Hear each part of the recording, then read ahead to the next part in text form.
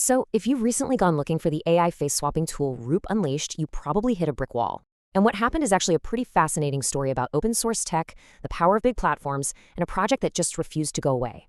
So, the big question on everyone's mind is why? Why did a tool this popular just disappear from GitHub, seemingly overnight? A lot of users just figured, well, that's it. It's gone for good. Another cool project lost to the internet. But that's not the whole story.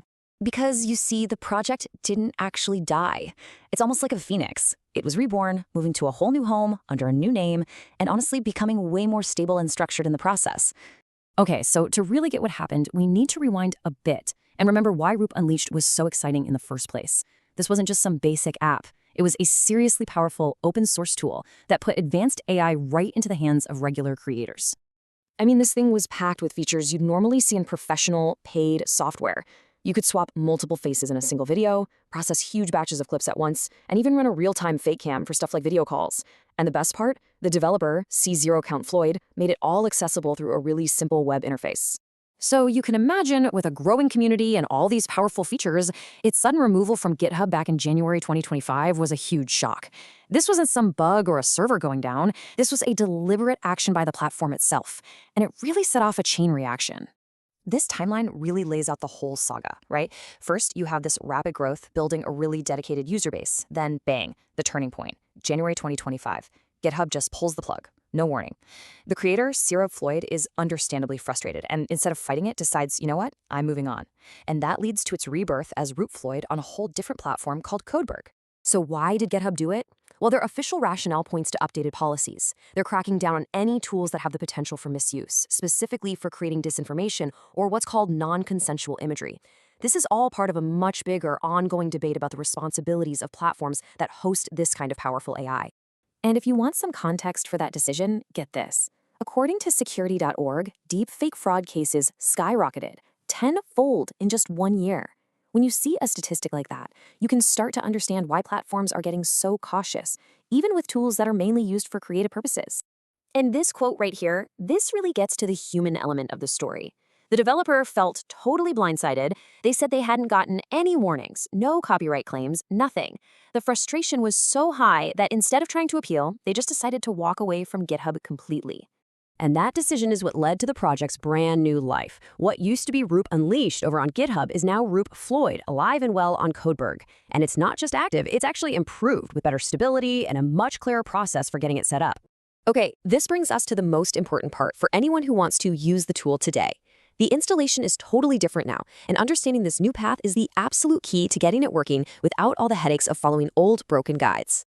And let me be super clear about this. This isn't about finding some secret link or using a sketchy workaround. The modern process is legitimate, it's structured, and it's designed for safety, running completely on your own computer.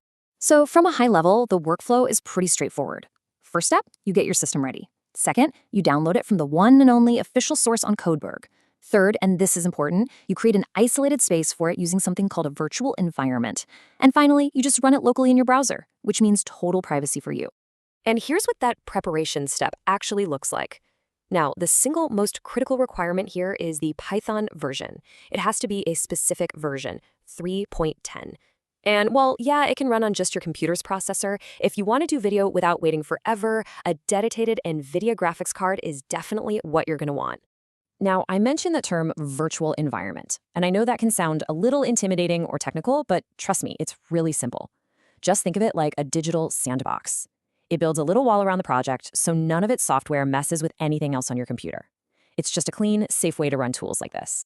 All right, now that we've got the story and the new process down, let's tackle the final piece of the puzzle, the common problems that trip everybody up, and more importantly, how you can sidestep them to get this thing working on your first try. These are the big ones right here. People are still following old YouTube tutorials that point to those dead GitHub links. Or their system isn't compatible. Usually it's that wrong Python version.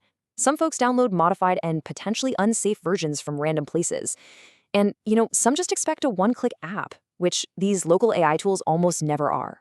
And this right here, this gets to the absolute heart of the issue. The tool itself, the new Roop-Floyd, is stable and it works. The real problem causing all the frustration out there is the sea of outdated information that just hasn't caught up with where the project is today. So the solution is beautifully simple. Just stick to these principles. Use only the official Codeberg source. Get your system ready before you even start downloading. Always use that digital sandbox we talked about. And just remember, it's designed to run locally, which is a massive plus for your own privacy and control. And finally, a point that just can't be stressed enough. With this kind of power comes responsibility. Look, it's a fantastic tool for creativity and fun projects, but the ethical lines are crystal clear. You have to get permission, and you can't use it to mislead people or cause harm. It's that simple. You know, the story of Roop Unleashed is about so much more than just one tool. It's a snapshot of this wild, evolving landscape of AI. It shows us that even when platforms make big moves, dedicated creators will always find a way forward. The technology is here, and it is incredibly powerful. The only real question left is, what will you create with it responsibly?